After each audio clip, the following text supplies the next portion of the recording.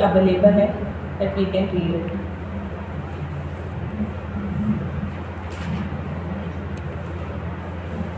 तो कब कब दिए, मतलब कब कॉन्वर्जेशन हुआ? चैतन्य महाप्रभु और रूप गोस्वामी जी का बहुत बार कॉन्वर्जेशन हुआ। एक प्रयाग में दशमेध घाट है, वहाँ पे मिले थे, फिर जगन्नाथपुरी में मिले।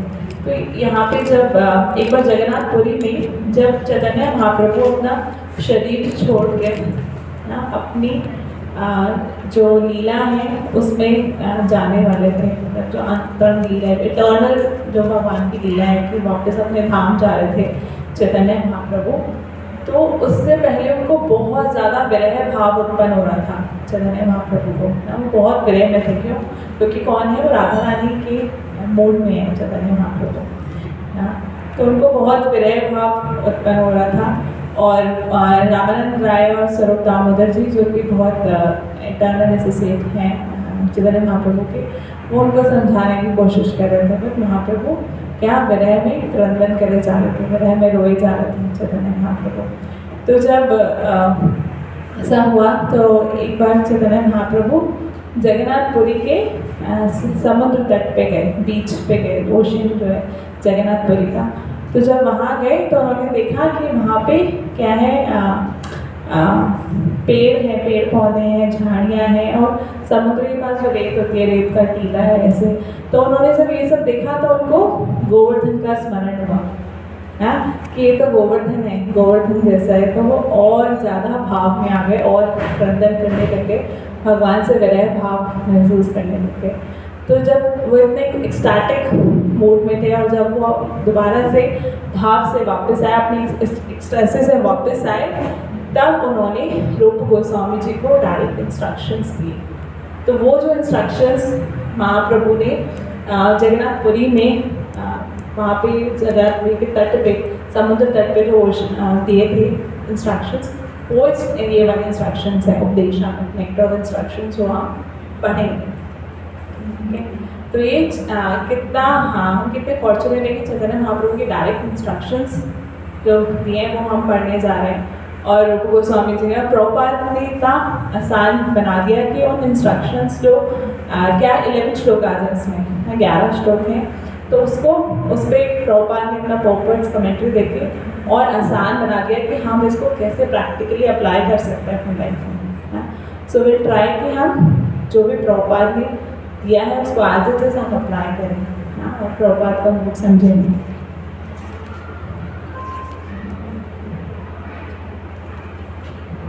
तो चैतन्य महाप्रभु ने क्या, जो चैतन्य महाप्रभु के डायरेक्ट इंस्ट्रक्शंस क्या है, हमें क्या मिला है? शिक्षाष्टकम 8 वर्सेस चैतन्य महाप्रभु ने दिए।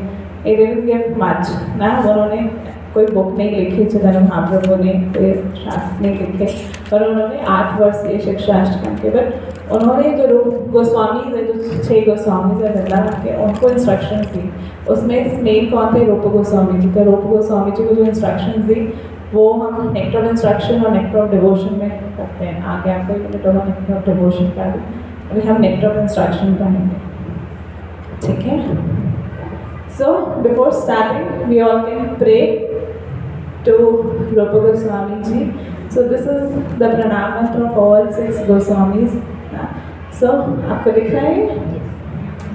So we all can recite together and pray before starting this. नाना शास्त्र विचारिणे निपुणो सद्धर्म संस्थापक लोकानां हितकारिणो त्रिभुवने मन्यो शरण्यकरो राधा कृष्ण पदारविन्द भजन आनन्देन भक्तमिको वन्दे रूप सनातन रघुयुगो श्रीजीव गोपाल वन्दे रूप सनातन रघुयुगो श्रीजीव गोपाल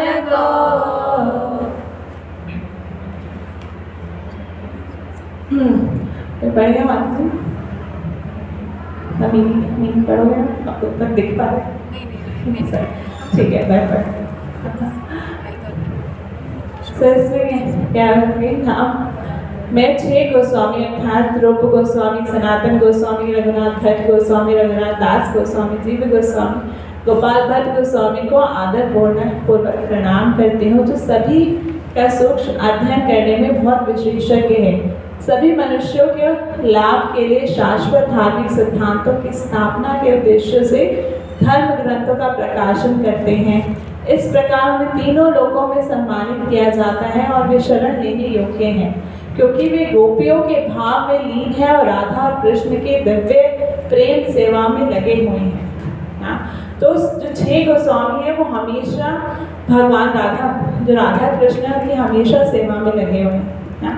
तो उनकी शरण लेके उनके पद चिन्हों पे चल के हम भी राधा कृष्ण की सेवा कर सकते हैं। राधा रानी के क्या है 8 गोपियाँ होती हैं, अष्ट सखी होती हैं। मायापुर देखे हैं राधा माधव 8 सखी हैं। बहुत सारी सखियाँ होती हैं पर 8 सखी जो है वो मेन होती हैं।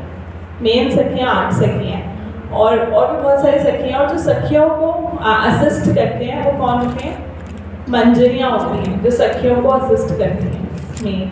तो ऐसी 8 मंजरी हैं जो बहुत मतलब सखियों को क्लोज में असिस्ट करती हैं। और जो मंजरी जो सखियों की हेड है वो कौन है? ललिता सखी है। ऐसे ही मंजरियों के जो हेड है वो है रूप मंजरी, और वो रूप मंजरी कौन है? रूप गोस्वामी जी। तो अगर हमें राधा रानी तक पहुंचना है, राधा कृष्ण की सेवा करनी है, कृष्ण की सेवा राधा रानी के थ्रू करती है ना। और राधा रानी की सेवा कैसे मिलेगी? डायरेक्ट तो नहीं जा सकते हम ना, सखियों के पास जाना, सखियों के पास भी नहीं जा सकते डायरेक्ट, मंजरी के पास जाना पड़ता है। और कौन है हेड, कौन है मंजरियों में? रूप मंजरी। तो हम रूप गोस्वामी जी की जो शिक्षाएं हैं उनको पढ़ते हैं अच्छे से, उनको अप्लाई करते हैं, उनको फॉलो करते हैं, तो हम उनकी सेवा कर सकते हैं ना। राधा कृष्ण की सेवा तक, राधा कृष्ण तक हम ऐसे पहुंच सकते हैं ना। तो ये बहुत इंपॉर्टेंट इंस्ट्रक्शंस है ना।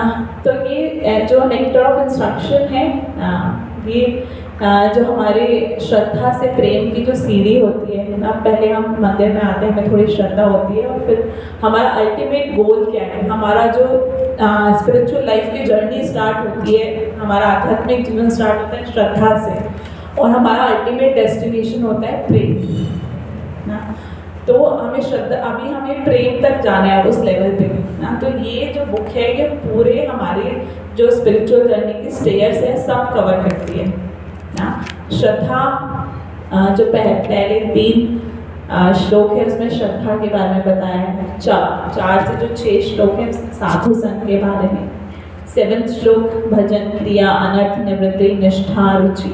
8वें श्लोक में आसक्ति, और 9वें 11 से 11वें श्लोक में भाव प्रेम। ये तो शेयर होगा ना, है ना? पीपीटी तो शेयर होगी। पीपीटी हमारे जो आप शेयर कर देंगे तो शेयर। हाँ मैं शेयर कर दूँगी ना टीचर को। उसमें से ध्यान उसमें ही चला जाता है, मैं शेयर कर।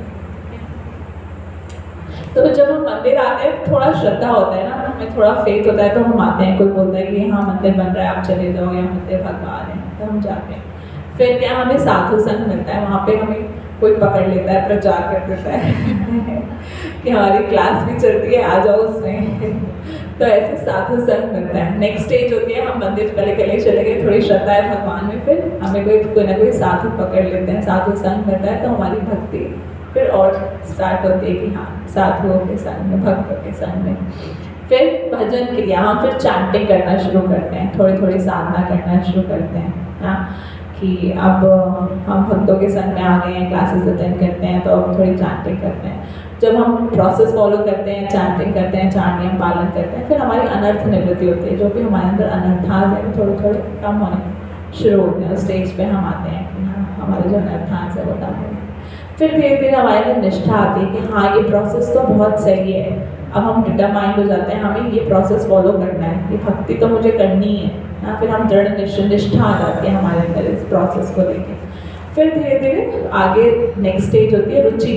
फिर हमें टेस्ट आता है। पहले तो क्या है, हम ऐसे ही माला कर रहे होते हैं ना, जबरदस्ती माता जी ने बोला है तो करनी है, उन्होंने बोला तो मंगल आरती आना है। जो फर्स्ट टाइम हम मंगल आरती आए होंगे जबरदस्ती, और हमें टेस्ट आता है नहीं सुबह सुबह तो जाना है भगवान के दर्शन करने। तो फिर रुचि आती है थोड़ा थोड़ा जब हम आगे बढ़ते हैं अपनी स्पिरिचुअल लाइफ में। फिर अगली होती है आसक्ति। अब हम अटैच हो जाते हैं कि मुझे करना ही है ये, हाँ मैं बहुत अटैच हो सकते हैं भगवान से। फिर आगे भाव और प्रेम की स्टेज आती है कि फिर हम स्पॉन्टेनियसली करते हैं। अभी तो हम क्या है कि हाँ सोच समझ के करना है ऐसे करते हैं, फिर बाद में हम स्पॉन्टेनियसली क्या है भक्ति करते हैं ना, कि 24 घंटे फिर हम भगवान की सेवा में लगे हैं, वो प्रेम उत्पन्न हो जाता है। अभी तो क्या है कि जैसे मान लो भोग लगा रहे हैं तो बस फटाफट लगाया घंटी बजा दी। फिर जब हम भाव से जब उस स्टेज पे आएंगे तो हम भाव से प्रेम से भगवान को भोग लगाएंगे कि हम भगवान के लिए बना रहे हैं ना, वही भाव है हमारा। तो ये स्टेज है आगे की। तो ये सारे स्टेजेस जो है रूप गोस्वामी जी ने उपदेशामृत में कवर कर दिए। और क्या क्या चीज़ें पढ़ेंगे हम इसमें, माइंड एंड सेंस कंट्रोल कैसे करना चाहिए हमें, एटीट्यूड क्या होना चाहिए हमारा, इस्कॉन का पर्पस क्या है, गुरु और डिसाइपल का क्या रिलेशन होता है, साधु संग कैसे करते हैं, मतलब भक्तों के संग में रहना है तो कैसे रहना है ये भी हमें पता होना चाहिए ना। और भक्त कैसे कितने तरह के, इसमें बता रहे हैं कि 3 तरह के भक्त होते हैं, उनका स्वभाव की क्वालिफिकेशन कैसे हम आइडेंटिफाई करें कि कौन कौन से तरीके के भक्त हैं। और भक्ति की स्टेज जो हमने भी पढ़ा कि ये स्टेजेस होती हैं, श्रद्धा, साधु संग, अनंत निवृत्ति। तो ये हमारी 5 क्लासेस ड्यू है, सो हम कोशिश करेंगे कि 5 क्लासेस में छोटी सी बुक है ना, 5 क्लासेस में कवर करेंगे। तो आज हमारा टारगेट था प्रीफेस और टेक्स्ट 1 कवर करने का, तो हम देखते हैं कितना हम कर पाएंगे आज ना। फर्स्ट श्लोक और प्रीफेस कवर करना है, सेकंड लेसन में सेकंड 3, और तो ये पूरा शेड्यूल है ना। तो पहले श्लोक में जो रूप गोस्वामी जी बता रहे हैं कि 6 जो हमारे वेग होते हैं उनको हम कैसे कंट्रोल कर सकते हैं, 6 वेग हम कैसे कंट्रोल कर सकते हैं ना। अगले श्लोक में बता रहे हैं कि 6 फेवरेबल और 6 अनफेवरेबल क्या चीज़ें होती हैं भक्ति के लिए। तो ये बहुत प्रैक्टिकल बुक है ना। हमने सिर्फ अब तक यही पढ़ा भक्ति करनी है, पर कैसे करनी है ये रूप गोस्वामी जी इसमें बता रहे हैं कि क्या 6 चीज़ें करेंगे जिससे हम भक्ति में आगे बढ़ेंगे, और क्या 6 चीज़ें करेंगे जिससे हमारी भक्ति का नाश हो जाएगा। और भक्तों के संग में हमें कैसे रहना चाहिए, भक्तों का संग कैसे लेना चाहिए, भक्तों के संग में आपस में हम कैसे प्रेम उत्पन्न कर सकते हैं, हम अपना रिलेशनशिप कैसे बनाएं भक्तों के साथ, और क्या एटीट्यूड होना चाहिए हमारा भक्तों के प्रति। और लास्ट में बता रहे हैं क्या हाईएस्ट स्टेज है, भक्ति की हाईएस्ट स्टेज क्या है और कंक्लूजन क्या है। ये हम 5 लेसन्स में पढ़ेंगे अलग अलग श्लोक में। तो जो पहला हमारा लेसन है वो है कि 6 वेगों को कैसे कंट्रोल करें, कंट्रोलिंग द 6 सेंसेस। कैसे हम अपने 6 वेग कंट्रोल कर सकते हैं। तो ये फर्स्ट श्लोक है। पहले फर्स्ट श्लोक से पहले हम प्रीफेस डिस्कस करेंगे। प्रीफेस से भी पहले हम पहले रूप गोस्वामी जी का इम्पोर्टेंस पढ़ते हैं। थोड़ा तो हमने डिस्कस करा, 6 गोस्वामीज हैं हमारे, 6 गोस्वामीज हैं जिन्होंने हमें पूरा वृंदावन दिया ना, पूरा धाम दिया, मूर्ति पूजा, मतलब जो हम गोविंद देव जी इतने सारे टेम्पल्स जो हम वृंदावन में देखते हैं वो किसने दिए, हमें 6 गोस्वामीज जी ने दिए। चैतन्य महाप्रभु ने उनको आदेश दिया था कि हाँ क्या वृंदावन में जाके सब जो भगवान की लीला स्थली है उसको जो लुप्त हो चुकी है आप दोबारा से उसको डिस्कवर कीजिए ना, और मंदिर बनाइए, भगवान के विग्रहों की स्थापना कीजिए, पूजा कीजिए, और क्या लिटरेचर्स लिखिए ना, शास्त्र लिखिए ना। तो इसलिए उन्होंने जो टीचिंग्स चैतन्य महाप्रभु की शास्त्रों के रूप में नेक्टर ऑफ उपदेशामृत और भक्ति रसामृत संतोष के रूप में हमें दिया ना। तो जो रूप गोस्वामी जी हैं, हमने ये डिस्कस कर लिया कि रूप मंजरी है ना, 8 मंजरियों में सबसे लीडर है ना रूप मंजरी। और ये मंगलाचरण हम डेली गाते हैं ना, श्री चैतन्य मनोभीष्टं स्थापितं येन भूतले स्वयं रूप कदा मह्यं ददाति स्वपदान्तिकम्। We couldn't do मंगलाचरण today, sorry, because बहुत रश था, हमने सिर्फ 6 गोस्वामी जी को प्रार्थना किया। तो ये जो हम डेली मंगलाचरण गाते हैं श्री चैतन्य मनोभीष्टं। तो ये रूप गोस्वामी जी का प्रणाम मंत्र है क्या, जो रूप गोस्वामी क्या है, चैतन्य महाप्रभु की मनोभिष्टम को जानते हैं। चैतन्य महाप्रभु की जो डिजायर है, हृदय, चैतन्य महाप्रभु का हृदय जान गए। कौन? रूप गोस्वामी जी। कितना मुश्किल है किसी का हृदय जानना। आपको क्या पता मेरे मन में क्या चल रहा है अभी? नहीं पता, मुझे नहीं पता आपके मन में क्या चल रहा है। और भगवान का हृदय जानना कितना मुश्किल है।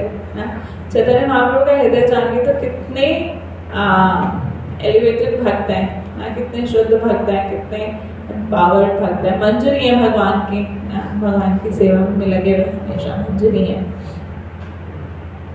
ना।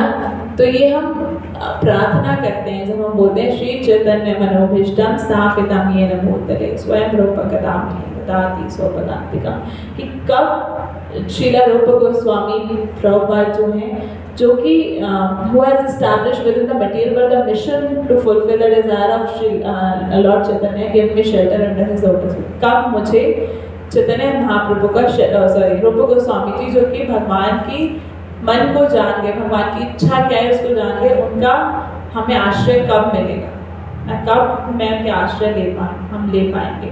तो ये हम रोज मंगलाचरण में प्रार्थना करते हैं कि कब वो दिन आएगा जब हम सच में रूप गोस्वामी जी, जो कि भगवान की सब इच्छा जानते हैं ना, उनकी शरण ले पाएंगे, कब वो दिन आएगा। तो ये मंगलाचरण में हम गाते हैं देखिए, सो इम्पोर्टेंट पार्ट ऑफ रूप गोस्वामी जी, कितने इम्पोर्टेंट है जो उन्होंने वो सब चीज़ें लिखी। अभी जो देशामृत पढ़ेंगे, जो चैतन्य महाप्रभु ने उनको बताई। और क्या है, ये चैतन्य चरितामृत में एक श्लोक आता है, श्री रूप हृदय प्रभु शक्ति संचारीला सर्व तत्व निरूपणे प्रवीण करीला। क्या रूप गोस्वामी जी जैसे भगवान कृष्ण ने ब्रह्मा जी के हृदय में दिव्य ज्ञान उत्पन्न किया था। दिव्य ज्ञान कैसे होता है? हम कहते हैं दिव्य ज्ञान हृदय प्रकाशिता। दिव्य ज्ञान कैसे मिलता है? सिर्फ बुक्स पढ़ने से मिल जाएगा? अभी आपने भगवद गीता यूनिट 1 पढ़ लिया, कितना याद है? नहीं याद रहता। मैं भी पढ़ती हूँ, इतना याद नहीं रहता ना। तो कब होता है जब कैसे दिव्य ज्ञान प्रकाशित होता है? जब गुरु की कृपा मिलती है ना, गुरु की कृपा होती है, तब हमें दिव्य ज्ञान हमारे हृदय में प्रकाशित हो जाता है। तो ब्रह्मा जी के हृदय में ज्ञान कहाँ से आया? भगवान ने दिया था। ब्रह्मा जी ने क्या किया? तप किया, और फिर भगवान ने उनको दिव्य ज्ञान उनके हृदय में प्रकाशित किया। तो ऐसे ही रूप गोस्वामी जी के हृदय में चैतन्य महाप्रभु ने ज्ञान प्रकाशित किया। चैतन्य महाप्रभु क्या बोलते हैं इसको? Guru disciple heart to heart connection पता चल जाता है। ऐसे प्रभुपाद डिसाइपल्स जो होते थे, तमिल कृष्ण महाराज का बहुत बार ऐसी स्टोरी होती है। तमिल कृष्ण महाराज प्रभुपाद वृंदावन में व्यास आसन पे बैठ के लेक्चर दे रहे हैं, और तमिल कृष्ण महाराज बैठे हैं और वो अटेंड कर रहे हैं लेक्चर, और उनको पता चल जाता है, उनको पता चल गया कि प्रभुपाद को ये चाहिए, पानी चाहिए, कुछ चाहिए। तो प्रभुपाद ने बोला नहीं। एक बार कुछ प्रभुपाद को, आई थिंक मायापुर की बात थी या वृंदावन की, प्रभुपाद को गंगा जल चाहिए था या यमुना जी से जल चाहिए था। मतलब कुछ बात नहीं हुई, कुछ नहीं हुआ, बैठे क्लास हो रही है, प्रभुपाद क्लास दे रहे हैं और वो बाहर जाके वो ले आए। मतलब प्रभुपाद को ये चाहिए था, उनको पता है। And this is called heart to heart connection between disciple and guru. तो ऐसे ही जो क्यों कैसे होता है? क्योंकि वो कौन बताता है हमको? हम गुरु हृदय में बताते हैं, गुरु बताते हैं। ऐसे जो चैतन्य महाप्रभु हैं, रूप गोस्वामी जी के गुरु हैं, तो उनको हृदय में ज्ञान प्रकाशित किया, उनको एम्पावर्ड किया। Chaitanya Mahaprabhu he made him an experienced devotee whose decision correctly agreed with the verdicts of reciprocal succession. Thus Srila Rupa Goswami was personally empowered by Chaitanya Mahaprabhu. Personally empowered किया चैतन्य महाप्रभु को रूप गोस्वामी जी।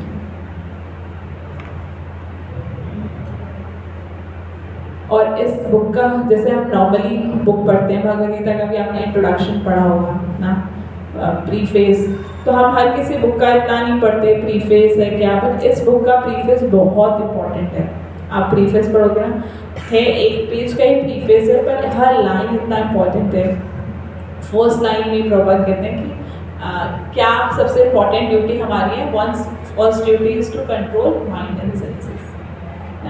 और बताते हैं कि प्रीफेस खोलो, आप बुक खोलो।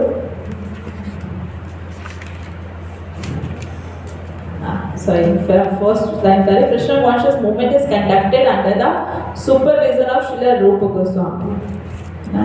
कृष्णा कॉन्शियस मूवमेंट क्या रूप गोस्वामी जी के सुपरविजन में चल रहा है।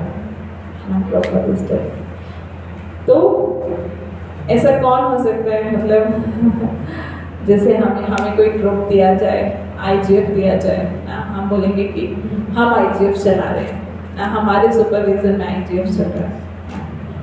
प्रभुपाद जिन्होंने पूरा इस्कॉन खड़ा करा ना, पूरा इस्कॉन खड़ा करा, 108 मंदिर खोले, वो बोल रहे हैं कि ये जो मंदिर है ये रूप गोस्वामी जी चला रहे हैं। कृष्णा कॉन्शियस मूवमेंट रूप गोस्वामी जी के सुपरविजन में चल रहा है। तो we can see the humility of Srila Prabhupada, he is giving all credit to Rupa Goswami जी, पूरा क्रेडिट ही रूप गोस्वामी जी को दे रहे हैं। खुद इतना मंदिर खोला, खुद प्रचार किया, खुद इतना एज में बाहर गए, और किसको दे रहे हैं पूरा क्रेडिट? रूप गोस्वामी जी को। तो ये कृष्णा कॉन्शियस मूवमेंट एक्चुअली रूप गोस्वामी जी के सुपरविजन में चल रहा है। कैसे चल रहा है, कैसे चल रहा है, कोई बताएगा? उनकी टीचिंग्स फॉलो करके, उनके इंस्ट्रक्शंस फॉलो करके। और हाँ, हमें रूपानुगस बोला जाता है। क्यों बोला जाता है? क्योंकि हम रूप गोस्वामी जी को फॉलो करते हैं। नुगास मतलब जो अनुयायी होते हैं, रूपानुगास हम रूप गोस्वामी जी के अनुयायी हैं, फॉलोअर ऑफ रूप Goswami ji. How we are called रूपानुगास? अनुगास means follower, we are the follower of रूप गोस्वामी जी ना। क्या रूप चैतन्य महाप्रभु ने मतलब ये क्या है, पूरी डिसिप्लिक सक्सेशन है ना, डिसाइपल सक्सेशन हम कहते हैं। यहाँ के गुरु परंपरा से आता है ना, चैतन्य महाप्रभु ने रूप गोस्वामी जी को दिया, ऐसे परंपरा से ज्ञान आ रहा है और हम कौन है, हम उसको आगे ले रहे हैं और हम फॉलो कर रहे हैं रूप गोस्वामी जी को, इसलिए हमें रूपानुगास बताया जाता है। और इसीलिए प्रभुपाद यहाँ कह रहे हैं कि ये पूरा मूवमेंट ही रूप गोस्वामी जी के सुपरविजन में चल रहा है।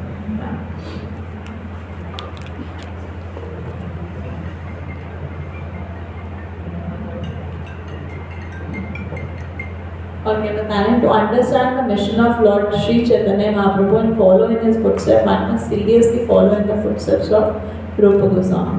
अगर हमें चैतन्य महाप्रभु का मिशन समझना है ना, चैतन्य महाप्रभु क्या चाहते हैं, उनका मिशन समझना है, उनके मिशन में पार्टिसिपेट करना है ना, तो हमें क्या सीरियसली, बहुत सीरियसली जो गोस्वामी जी हैं, 6 गोस्वामी हैं वृंदावन के, उनको फॉलो करना पड़ेगा, उनके फुट स्टेप्स को फॉलो करना पड़ेगा, उनके चरण जो पद चिन्ह होते हैं उनको फॉलो करना पड़ेगा।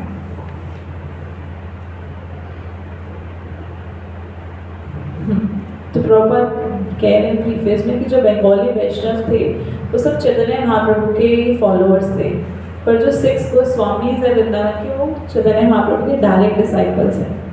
और वो उन 6 गोस्वामीज में भी रूप गोस्वामी जो है वो मेन लीडर थे। तो हम क्या है, अगर चैतन्य महाप्रभु के मिशन को समझना चाहते हैं, उनके मिशन में फॉलो करना चाहते हैं, ये सेकंड पैराग्राफ में प्रभुपाद लाइन लिखते हैं प्रीफेस के ना, हिंदी में बताऊँ क्या?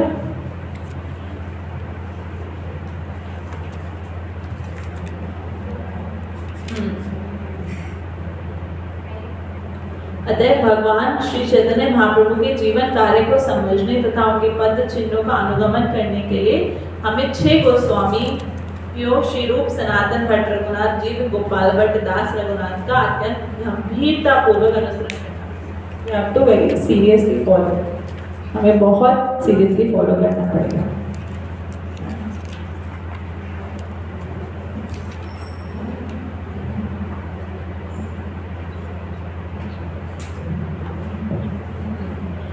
और प्रभुपाद बता रहे हैं, रूप Goswami was the leader of all Goswami and to guide our activity he gave us this उपदेशा ना, क्या मेन लीडर है हमने, और हमारे एक्टिविटीज भक्ति में कैसे हमें करना है ना, क्या चीज़ें करेंगे जिससे हमारी भक्ति बढ़ेगी, क्या चीज़ें करेंगे जिससे हमारी भक्ति खत्म हो सकती है।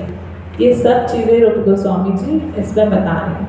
क्या क्या अर्जेस है जो हमें कंट्रोल करनी पड़ेगी। अभी जो वर्स आएगा उसमें जो पहला श्लोक है वो यही है कि क्या चीज़ें हमें करनी है जिससे हमारी भक्ति बढ़ेगी। ये क्या है कि फोटो आप देखोगे तो ये क्या है, समाधि स्थल। हाँ समाधि, रूप गोस्वामी जी की समाधि है। कहाँ पे है? श्री दामोदर मंदिर। हाँ, राधा दामोदर मंदिर है। राधा दामोदर मंदिर में रूप गोस्वामी जी की समाधि है और भजन कुटीर भी है।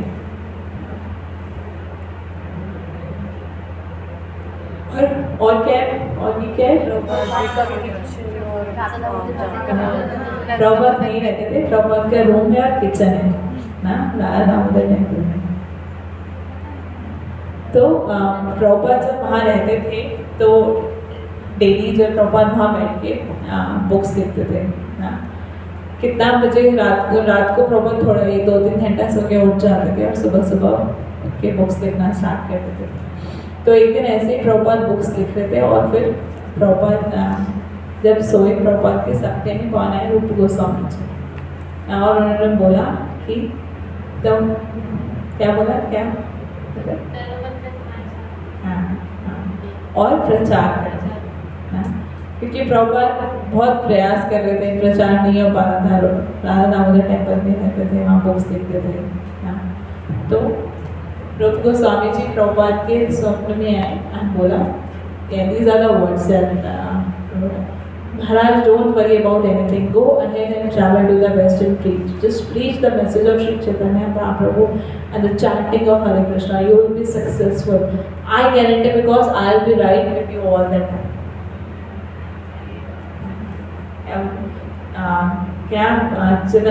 रूप गोस्वामी जी ने क्या बोला प्रभुपाद को कि मैं गारंटी देता हूँ कि मैं हमेशा तुम्हारे साथ में हूँ। तुम जाओ पाश्चात्य देश में और प्रचार करो, मैं हमेशा तुम्हारे साथ रहूँगा और तुम्हें सक्सेस मिलेगी। डेली जो प्रभुपाद थे वो रूप गोस्वामी जी की जो समाधि भजन कुटीर है वो प्रभुपाद के रूम में खिड़की है, वहाँ से दिखता था। तो प्रभुपाद चांटिंग वहीं करते थे हमेशा देख के, और हम उनको लगता था यही है रूप गोस्वामी जी, यही है, हमेशा वहीं बैठ के चांटिंग करते थे प्रभुपाद। तो प्रभुपाद का बहुत ज़्यादा डीप रिलेशन है रूप गोस्वामी जी से, हमेशा प्रार्थना करते थे। तो प्रभुपाद जब वेस्ट जाना चाह रहे थे, जब बाहर जाना चाह रहे थे, तो तब रूप गोस्वामी जी के सपने में आया और उनको ऐसा बोला। तो अब प्रभुपाद को ना पक्का एक कंफर्मेशन मिल गया अंदर, प्रभुपाद रुके ही नहीं। फिर तो प्रभुपाद ने अपना प्रचार किया वेस्ट में।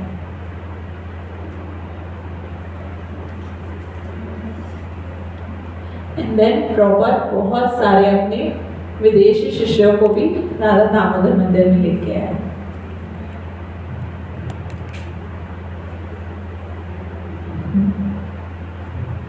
अब प्रभुपाद इसमें जो प्रीफेस है उसमें बता रहे हैं उपदेशामृत का क्या पर्पस है। क्या जब हम उपदेशामृत पढ़ लेंगे तो उसका क्या पर्पस होएगा ना, उसको क्या क्यों पढ़ रहे हैं। तो रूप गोस्वामी बता रहे हैं कि इन इंस्ट्रक्शंस को फॉलो करके जो रूप गोस्वामी जी उपदेशामृत में दे रहे हैं कि one must promote himself to the platform of goodness, sattva gun, by following the instruction of Rupa Goswami, and then everything concerning how to make further progress will be revealed. कि at least जब हम इन instructions को follow करेंगे हम सत्वगुण में अपने आप को पाएंगे। हम एटलीस्ट जो हम 3 गुणों में रहते हैं एटलीस्ट हम सत्वगुण तक आगे बढ़ें और फिर हमारी स्पिरिचुअल लाइफ की जर्नी आसान हो जाएगी।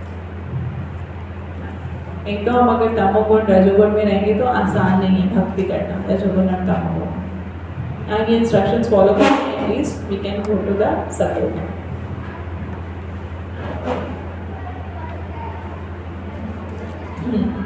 To achieve the highest success in life by becoming a Goswami and then a pure devotee of the Lord, one must follow the instructions known as Updeshamrita, which have been given by Rupa Goswami. ये सब वर्बट में लिखा है, ठीक है। तो preface में लिखा है प्रभुपाद जो इसमें बता रहे हैं पर्पस क्या है और क्या पर्पस है इस इंस्ट्रक्शंस को पढ़ने का, कि हम गोस्वामी बन सकते हैं। गोस्वामी मतलब हम अपनी सेंसेस को कंट्रोल कर सकते हैं। we can control our senses and that's how we can success our life. हम अपनी इंद्रियों को कंट्रोल कर सकते हैं इन इंस्ट्रक्शंस को फॉलो करके। तो पहला जो श्लोक है वो इंद्रियों को कंट्रोल करने के लिए है। तो पहला श्लोक इसमें है उपदेशामृत। और बहुत इंपॉर्टेंट चीज़ बता रहे हैं कि उपदेशामृत किसके लिए है, और बता रहे हैं कि उपदेशामृत किसके लिए है, न्यूफॉर्म डिवोटीज के लिए फर्स्ट इंस्ट्रक्शन है। तो हम क्या है, हम बहुत एडवांस डिवोटीज हैं, we all are neophyte devotees ना। तो प्रभुपाद कह रहे हैं नियोफाइट डिवोटीज के लिए ये बहुत इंपॉर्टेंट क्या इंस्ट्रक्शंस हैं, फर्स्ट इंस्ट्रक्शंस हैं, and one should follow these instructions very strictly. This these are Prabhupada words, एक प्रभुपाद बोल रहे हैं, प्रभुपाद लिख रहे हैं कि हमें इन इंस्ट्रक्शंस को बहुत स्ट्रिक्टली फॉलो करना है ना, then it will be easier to makes one life successful. ये लास्ट लाइन है जो मैं पढ़ रही हूँ। तो प्रभुपाद कह रहे हैं कि उपदेशामृत में पहला इंस्ट्रक्शन जो नियोफाइट डिवोटीज के लिए, और अगर हम ये बहुत स्ट्रिक्टली फॉलो करेंगे तो हमारी लाइफ सक्सेसफुल हो जाएगी, तो फिर हम अच्छे से भक्ति कर पाएंगे।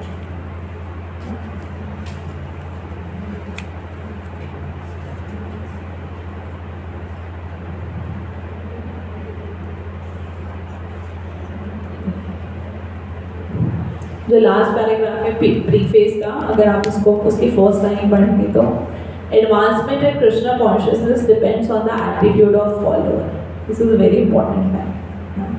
कैसे हमारी भक्ति में जो हमारी कृष्ण भावना में प्रगति कैसे किस पे डिपेंड करती है, हमारे एटीट्यूड पे, जो फॉलो कर रहा है उसके एटीट्यूड पे। तो क्या एटीट्यूड मतलब क्या है? भाव और नेचर, बिहेवियर, एक्शन, किसी चीज को कैसे समझ पाए। और स्टेट ऑफ माइंड, बेसिकली क्या हमारा माइंड का स्टेट है उस टाइम पे जो हम कर रहे हैं।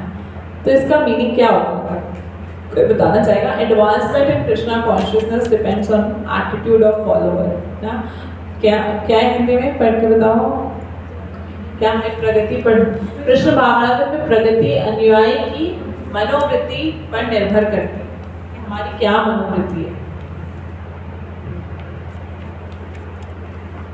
तो क्या मनोवृत्ति होनी चाहिए हमारी? हाँ, जैसे हम कोई भी सर्विस कर रहे हैं तो उसमें हमारा भाव ये होना चाहिए कि हम बात की सेवा नहीं करना है, हमें अपने लिए नहीं करना चाहिए कि मुझसे मुझे लोग जानेंगे कि मैं प्रीच कर रही हूँ, स्वास्थ्य के इतने बड़े हो गए हैं, ये कर रहे हैं, इस भाव से करना चाहिए। तो बात ये कृष्ण की सेवा ठीक है। और हाँ, गुरु की प्रसन्नता के, कृष्ण की प्रसन्नता के लिए कर रहे हैं। और तो इसका मतलब क्या है कि अगर हम कुछ भी सेवा करें या कुछ भी भक्ति में कुछ भी एक्टिविटी करें, we should be very conscious. हम बहुत कॉन्शियसली करें, बस ऐसा ही नहीं।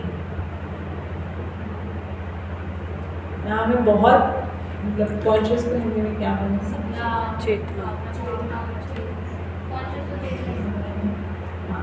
कि हम अलर्ट रहें, मतलब हमें पता हो हम क्या कर रहे हैं, एटलीस्ट कॉन्शियस रहें ना। और ऐसे माता जी ने बताया कि क्या एटीट्यूड होना चाहिए, हमारा हम्बल एटीट्यूड होना चाहिए, बहुत हम्बल एटीट्यूड होना चाहिए जो भी हम सेवा कर रहे हैं। तो हम लोग बताते हैं प्रणादपि सुनिश्चित, प्रणादपि बन के ही हम है सच में हरे कृष्ण नाम के जप कर पाएंगे, भक्ति कर पाएंगे।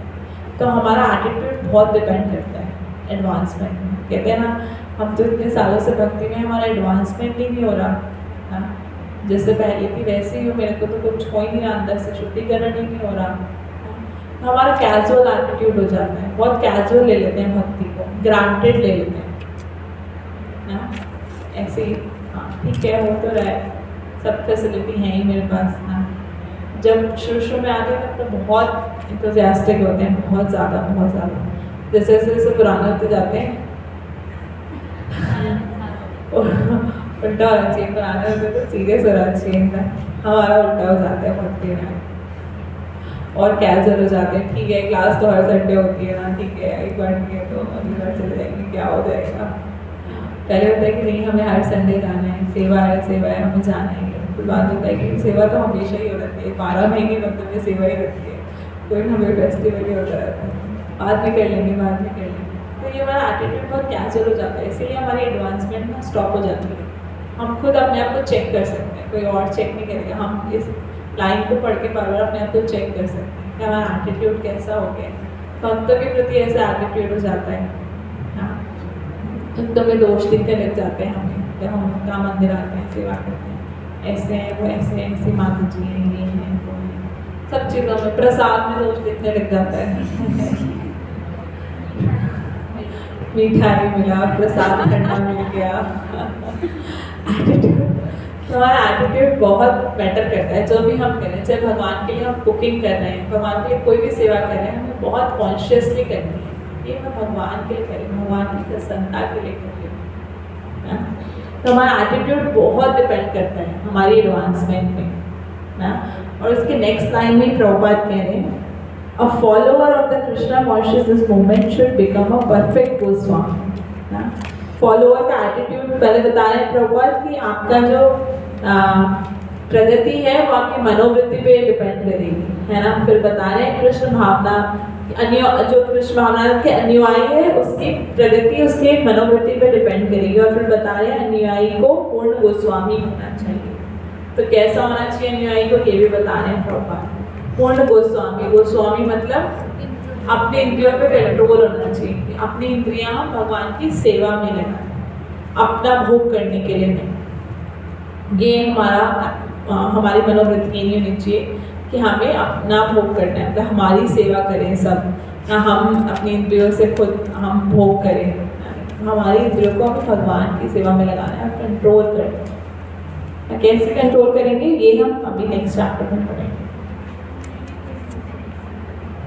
एक माता जी हैं प्रभुपाद डिसाइपल, वो बताती हैं, इसको एक्सप्लेन करते हैं कि कैसा होना चाहिए हमारा एटीट्यूड।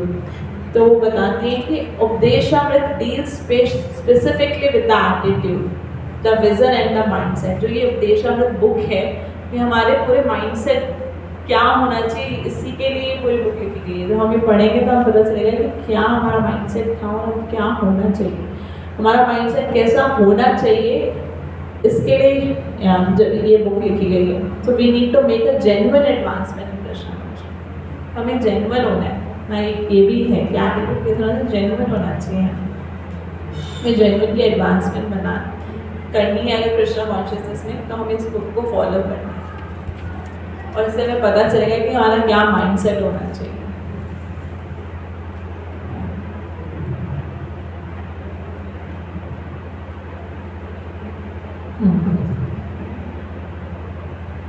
ठीक है, अब फर्स्ट वर्स पे आते हैं।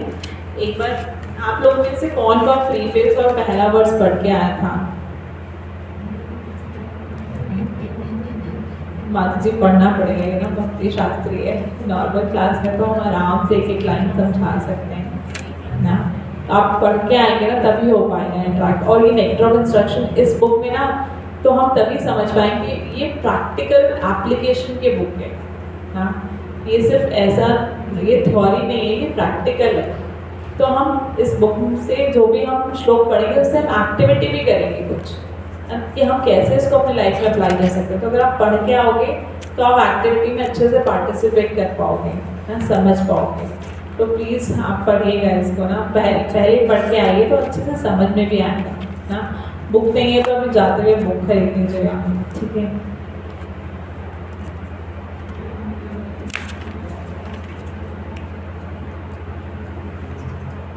ठीक है।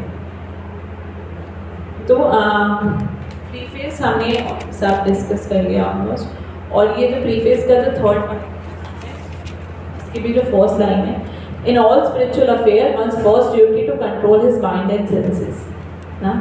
सबसे पहली ड्यूटी हमारी क्या होनी चाहिए? To control mind and senses. Unless one control समस्त आध्यात्मिक कार्यों में मनुष्य का पहला कर्तव्य अपने मन और इंद्रियों को वश में करना है। मन और इंद्रियों को वश में किए बिना कोई भी व्यक्ति आध्यात्मिक जीवन में प्रगति नहीं कर सकता।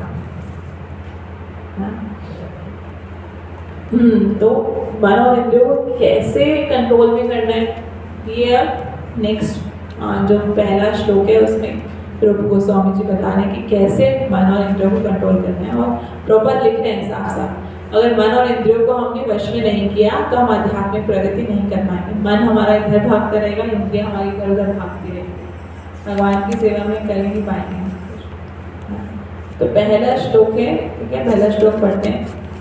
वाचो वेगम मनसा क्रोध वेगम जीवा वेगम उदर वेगम जीवा वेगम उदर उपस्थ वेगम जीवा वेगम उदर उपस्थ वेगम एतान वेगान यो विषहेत धीरा एतान वेगान यो विषयेत धीरा सर्वामपि मां पृथिवीं सशिष्यात् सर्वामपि मां पृथिवीं सशिष्यात् वाचो वेगं मनसा क्रोध वेगं वाचो वेगं मनसा क्रोध वेगं जीवा वेगं उदर उपस्थ वेगं जीवा वेगं उदर उपस्थ वेगं एतान वेगान यो विषहेत धीरा एतान वेगान यो विषयेत धीरा सर्वामपि मां पृथिवीं सशिष्यात् सर्वामपि मां पृथिवीं सशिष्यात्।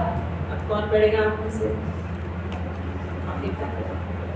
वाचो वेगम मनसा क्रोध वेगम वाचो वेगं मनसा क्रोध वेगं जिह्वा वेगम उदरुपस्थ वेगम जीवा वेगं उदर उपस्थ वेगं एतान वेगान यो विषहेत धीरा एतान वेगान यो विषयेत धीरा सर्वामपि मां पृथिवीं सशिष्यात् सर्वामपि मां पृथिवीं सशिष्यात्। वाचो वेगं मनसा क्रोध वेगं वाचो वेगं मनसा क्रोध वेगं जीवा वेगं उदरोपस्थ वेगं जीवा वेगं उदरोपस्थ वेगं एतान वेगान यो विषहेत धीरा एतान वेगान यो विषयेत धीरा सर्वाम् अपि मां पृथिवां सशिष्यात् सर्वामपि मां पृथ्वीं सशिष्यात्। तो इसमें क्या बता रहे हैं रूप गोस्वामी जी कि जो व्यक्ति ना अपनी 6 वेग बता रहे हैं, 6 वेग, 6 अर्जेस, 6 वेग जो ये कंट्रोल कर सकता है। कौन कौन से वेग है? वाचो वेगम, वाचो मतलब बोलने का, वाणी का वेग है ना। मनसा वेगम, मन का वेग। क्रोधा वेगम, क्रोध का वेग। जीवा वेगम, जीव का वेग। उदर वेगम, पेट का वेग। उपस्थ वेगम, जनेंद्रियों का वेग। तो क्या बताएं, जो व्यक्ति इनको टॉलरेट करता है, a sober person who can tolerate these 6 urges is qualified to make disciple all over the world. वो पूरे विश्व में, पूरे पृथ्वी में, जो बताया सर्वामपि मां पृथ्वीं सशिष्य ना, सब पूरी पृथ्वी पर शिष्य बनाने के लिए योग्य है ना। क्या वेद? वाचो वेगम मनसा क्रोध वेगम जीवा वेगम उदर उपस्थ वेगम। तो पहले ये 6 वेग पढ़ते हैं ना। वाचो वेगम क्या है? मनसा वेगम, क्रोध वेगम, जीवा वेगम, उदर उपस्थ वेगम। तो ये वेग शुरू करने से पहले प्रभुपाद परपट में क्या बता रहे हैं? अटोनमेंट के बारे में। अटोनमेंट मतलब प्रायश्चित, प्रायश्चित के बारे में बता रहे हैं। परीक्षित महाराज ने सुखदेव गोस्वामी जी से बहुत सारे क्वेश्चन पूछे थे, ठीक है। भागवतम कैसे लिखा गया? भागवतम सारा क्या क्वेश्चन आंसर है। परीक्षित महाराज क्वेश्चन पूछते गए, सुखदेव गोस्वामी जी आंसर बताते गए पूरा भागवतम को बताते कि अच्छा क्या हुआ, ऐसा क्या हुआ, और क्या हुआ, और ऐसे क्या हुआ। तो क्वेश्चन आंसर्स ही है, कॉन्वर्जेशन है ना जो भागवतम है। तो उन क्वेश्चन में से एक क्वेश्चन जो परीक्षित महाराज ने सुखदेव गोस्वामी जी से पूछा कि लोग प्रायश्चित करते हैं ना, अपने इंद्रियों को कंट्रोल नहीं कर सकते पर फिर भी प्रायश्चित करते हैं, क्यों ऐसा क्यों करते हैं? प्रायश्चित करते हैं और फिर दोबारा से वही पाप कर लेते हैं ना। तो प्रभुपाद इसमें बता रहे हैं ना, बहुत सारे एग्जाम्पल देंगे। जो पढ़ के आया वो बताएगा क्या एग्जाम्पल दिया प्रभुपाद ने। हाँ, एक चोर का। चोर का क्या एग्जाम्पल दिया? हाँ जी, जैसे कि जो चोर होता है वो मतलब कुछ टाइप्स के चोर होते हैं। जैसे कि जब वो चोरी करता है तो उसे पता चल जाता है कि चोरी नहीं करनी चाहिए क्योंकि पुलिस पनिशमेंट देगी। और एक दूसरे टाइप के चोर होते हैं जो चोरी करते हैं और उन्हें सामने दिखता है कि ये मतलब हमें जेल में ही जाना है, लेकिन वो जेल में जाकर भी वापस बाहर आकर के चोरी करते हैं। और एक एलिफेंट का बताया। हाँ, एक एलिफेंट साफ पानी में जाके नहाता है, अपने आप को क्लीन करता है, बट जब वो मिट्टी में आता है तो वापस अपनी मिट्टी अपने पूरी बॉडी पे लग जाती है उसकी। और क्रिश्चियंस हर सैटरडे को चर्च में जाते हैं और अपने सारे पाप प्रायश्चित वहाँ पे उससे भगवान से मैंने ये गलती की, और फिर संडे को फिर वही गलती करके चले जाते हैं और सोचते हैं हम नेक्स्ट सैटरडे ये तो ऐसे हमारे सिंस नहीं लगेंगे हमारे घर में। और क्या एक और चीज बताइए। और मैं भी किसी कौन का भी एग्जाम्पल दिया जिसमें बोलते हैं कि कुछ जो डिवोटीज हैं चैंटिंग करते हैं नाम के बाहर जाके वो नाम अपराध करते हैं, फिर मंदिर में आते हैं चैंटिंग करते हैं, पूजा करते हैं, हाँ। सेवा करते हैं, तो वो सोचते हैं कि सारे हमारे जो सिंस है हमें लगेंगे। हाँ नाम के बदले हाँ, जो साथ का खाना नाम के वजह। तो चोर आप सबको समझ आया, बस मैं एक बार रिपीट कर देती हूँ, ठीक है। चोर पहला एग्जाम्पल प्रभुपाद ने चोर कर दिया कि कोई जो है जो चोर है वो अपनी उसके लिए चोरी के लिए अरेस्ट हुआ, और वो अरेस्ट होके समझ पहला तरह के लोग होते हैं जो सिर्फ सुन के मान जाते हैं ना। उसने सुना कि चोरी करने से जेल में जाना पड़ेगा तो वो नहीं करेगा ना। तो दूसरों तरह के लोग जो होते हैं क्या, वो चोरी करके जाना पड़ेगा तो कहते हैं एक बार जाके देखते हैं तो जाके देखते हैं और फिर उसके बाद भी सुधर जाते हैं। पर कुछ और तरह के लोग होते हैं जो कि जाते हैं चोरी करते तो जेल में चले भी जाते हैं, पर वापस आके भी छोड़ते नहीं है, फिर दोबारा चोरी करते हैं। हाँ जी, वो उस चीज़ के हैबिचुअल हो जाते हैं। वो उन्हें लगता है कि जेल में कुछ ऐसा होता ही नहीं है जो हमें पनिशमेंट मिले, वो फिर दोबारा से चोरी करते हैं। हाँ।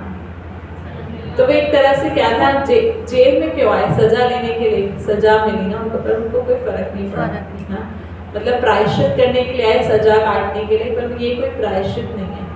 प्रभुपाद ये बताना चाह रहे हैं ये असली प्रायश्चित नहीं है, रियल अटोनमेंट बता रहे हैं, ये असली प्रायश्चित नहीं है। हाँ।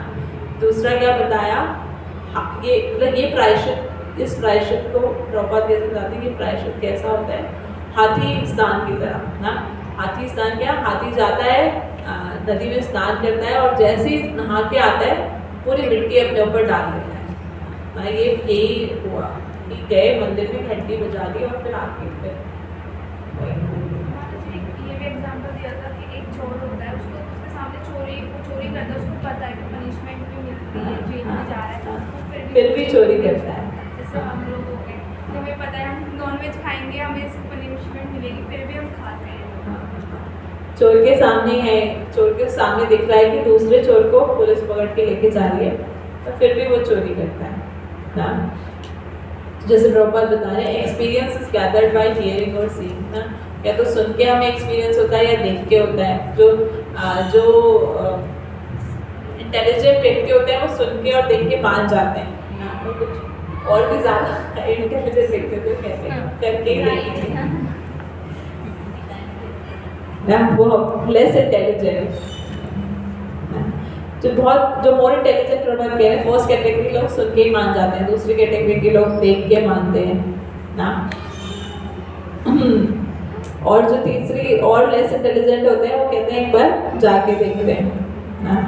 पर जो फुलिश लोग होते हैं, प्रभाव कह रहे हैं रास्कल और फुलिश पर्सन ना, वो ना देख के ना सुन के और ना जाके मानते, वो फिर दोबारा से वही चीज़ें करते रहते हैं ना, उनको कोई फर्क नहीं पड़ता।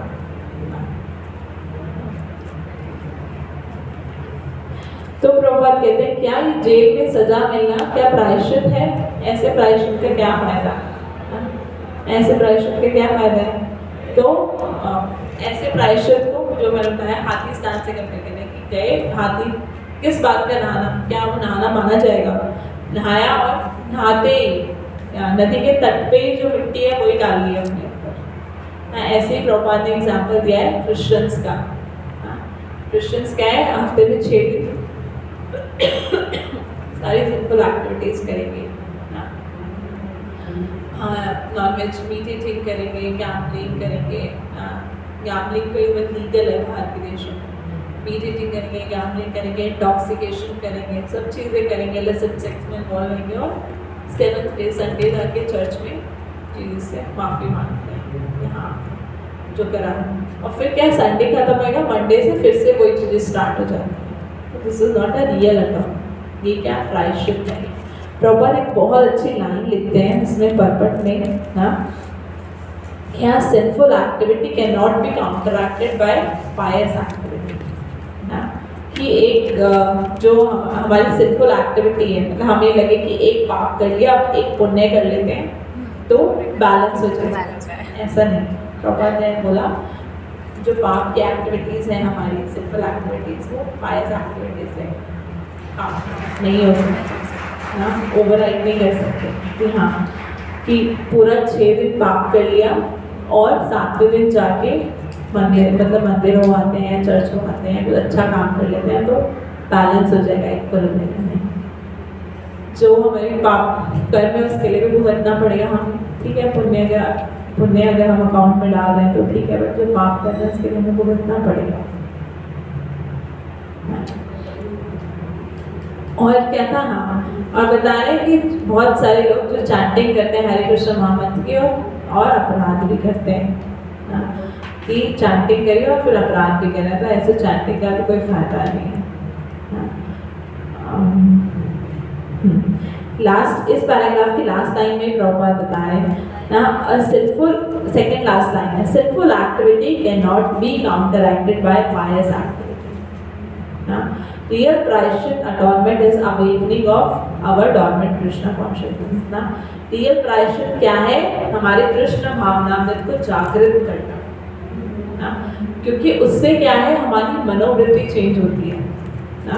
इसमें क्या है, हम अपना पाप कम करना चाह रहे हैं इसलिए हम जा रहे हैं ना, पाप कम करना चाह रहे हैं इसलिए तो हम मंदिर जा रहे हैं कि चलो एक दिन मंदिर चले जाते हैं, 6 दिन पाप कर लेते हैं इसलिए चर्च जा रहे हैं ना। इससे हम अपना पाप खत्म करना चाहते हैं, तो पाप करने की इच्छा खत्म नहीं होती ना। कृष्ण कॉन्शियस में आके कृष्ण कॉन्शियसनेस क्या प्रोसेस है जो हमारा हार्ट ट्रांसफॉर्म कर देता है, तो हमारी पाप करने की इच्छा ही खत्म हो जाती है। जैसे तुम नवरात्र में करते हैं, हाँ, जैसे नवरात्रों में करते हैं, नवरात्र में करते हैं 9 दिन तक प्यार लहसुन नहीं खाएंगे, फिर जैसे ही नवरात्र खत्म हो जाते हैं उसके अगले दिन, तो जो चीज़ 9 दिन के लिए अच्छी नहीं है वो उसके अलावा दिनों के लिए कैसे अच्छी हो सकती है। तो या फिर सिर्फ 9 दिन भगवान के होते हैं और सब दिन हमारे होते हैं।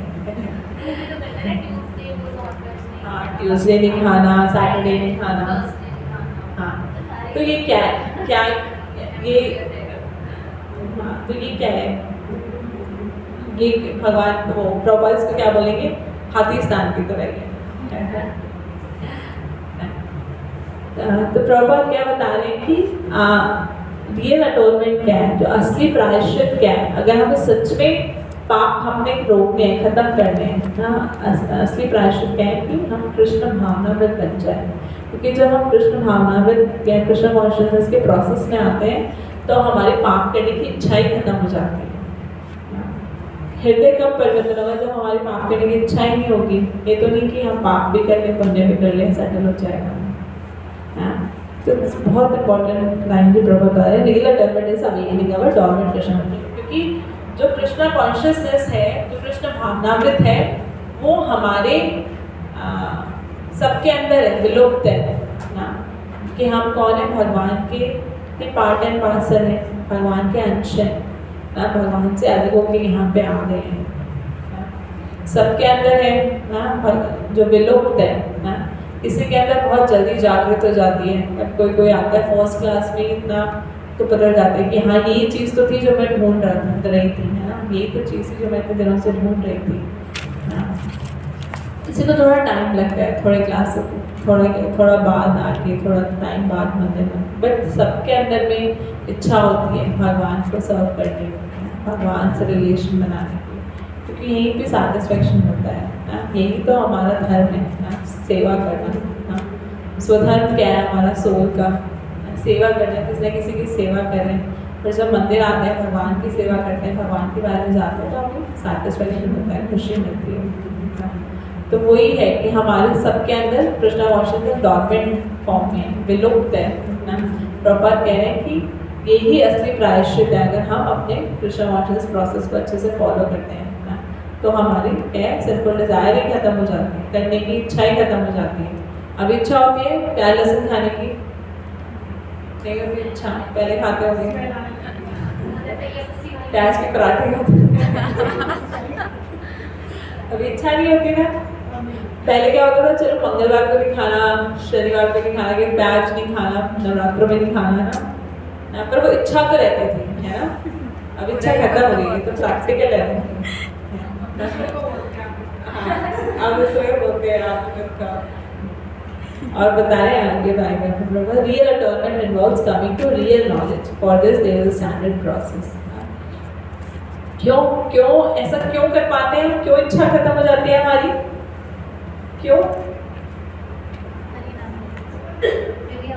हमें नॉलेज मिलती है, अभी प्रभुता है ना, धर्म पता चलता है, हमें पता चलता है क्या सही है क्या गलत है, हमें रियल नॉलेज मिलती है ना। अभी तक बताया नहीं था, किसी ने नॉलेज नहीं थी हमारे पास ना, अब नॉलेज मिलती है, इसलिए इच्छा ही खत्म हो जाती है, पता चल जाता है ये चीज़ सही नहीं है ना।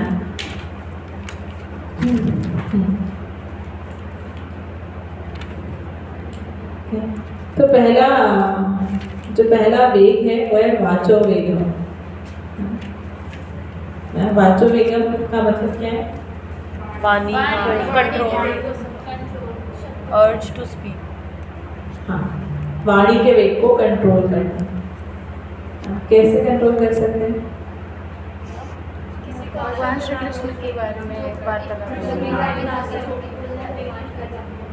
हाँ व्यर्थ की प्रजनता ना करके कृष्ण के भगवान के विषय में हाँ हाँ उनके विषय में बात करना। हाँ, या फिर कुछ लोग होते हैं कि मौन रह सकते हैं, चुप रह सकते हैं, पर मन तो भटकेगा, मौन रख सकते हैं, मौन रखेंगे तो भी हमारा वेग कंट्रोल हो जाएगा। पर मन भटकेगा। हाँ, पर मन भटकेगा, माइंड तो चेंज नहीं होगा। क्या पॉसिबल है कि हम मौन रह सकते हैं? आधा घंटा ही रहेंगे तो व्हाट्सएप मैसेज करते रहेंगे। मुझसे भी बोल रहे, सोशल मीडिया में तो बोल सकते हैं, नहीं हिंदी में पढ़ते अगर आप हिंदी में पढ़ते। सर्वप्रथम मनुष्य को अपनी वाणी पर संयम रखना चाहिए। हम में से प्रत्येक व्यक्ति में बोलने की शक्ति है, जिससे कि हम अवसर मिलता है तो हम बोलने लगते हैं। अवसर मिलते से, और माताओं में तो बहुत प्रोमिनेंट है ना, बहुत स्पेशल क्वालिटी है, जैसे ही हमें अवसर मिलता है हम बोलने लगते हैं। यदि हम कृष्ण भावनामृत की बातें नहीं करते हैं तो हम केवल व्यर्थ की बातें करते रहते हैं। आप पढ़ोगे? आप पढ़ो। जिस तरह मेढक खेत में टरटराता है, उसी तरह कोई भी व्यक्ति जिसके पास जीभ है वह बोलना चाहता है, भले ही उसे जो कहना है वह मूर्खतापूर्ण क्यों न हो, लेकिन मेढक की टर सर्प को आमंत्रित करती है, यहाँ आओ और मुझे खाओ। यदि यह मृत्यु को आमंत्रण देना है, फिर भी मेढक टरटराता रहता है। भौतिकतावादी पुरुषों एवं हाँ, तो अभी प्रभुपाद इसमें मेंढक का एग्जाम्पल दे रहे हैं ना। मेंढक क्या टर टर टर टर करता रहता है ना, चाहे कुछ काम हो चाहे ना हो, मतलब उसको खाना है सोना है कुछ भी नहीं, मतलब उसको कुछ जरूरत नहीं, पर वो आवाज़ निकालता रहेगा टर टर टर टर टर। तो क्या होता है, सांप अगर आसपास सांप है तो उसको पता चल जाएगा यहाँ मेंढक है ना, टर टर टर आवाज़ आ रही है और सांप आएगा और मेंढक को खा जाएगा। तो मेंढक क्या है, टर टर टर फालतू की आवाज़ें निकाल के अपनी डेथ को इन्वाइट कर रहे हैं, अपनी मौत को इन्वाइट कर रहे हैं। ऐसे ही हम हैं, फालतू की बातें अगर हम करते रहेंगे तो हम अपनी डेथ इन्वाइट, कैसे डेथ इन्वाइट कर रहे हैं, हम ना टाइम वेस्ट कर रहे हैं ना, टाइम खराब कर रहे हैं। तो हमारा जो ये टाइम खराब होता जा रहा है, तो हम एक डेथ की क्लोज आते जा रहे हैं ना। तो हम भी अगर टर टर टर फालतू की बातें करते रहेंगे, टाइम खराब कर रहे हैं, भक्ति में टाइम नहीं लगा रहे हैं, तो हमारा टाइम वेस्ट हो रहा है, वी आर ऑल्सो डेथ। ये एग्जाम्पल प्रभुपाद दे रहे हैं वाचो वेगम में। ठीक है, तो जो मायावादी फिलोसफर है उनको कंपेयर किया जा रहा है। प्रभुपाद कह रहे हैं मायावादी फिलोसफर को मेंढक की तरह कि वो क्या है, फालतू की बातें करते रहते हैं ना, फालतू की फालतू की बातें जो कि भगवान से रिलेटेड है। और क्या बता रहे हैं प्रभुपाद आगे कि क्या और कैसे हम कंट्रोल कर सकते हैं वाचो वेगम को। कुछ लोग बोलते हैं, मायावादी लोग बोलते हैं साइलेंस रह के, मौन रह के हम वाचो वेगम को कर सकते हैं, अपने वेग को, बोलने के वेग को कंट्रोल कर सकते हैं। पर ये क्या है, प्रैक्टिकल है, मौन रह के कर सकते हैं। कुछ देर के लिए रह सके, प्रभुपाद कह रहे हैं कुछ देर के लिए रह सकते, पर ये क्या है, मतलब ये फेलियर मेथड है, ऐसा नहीं चलता है ना।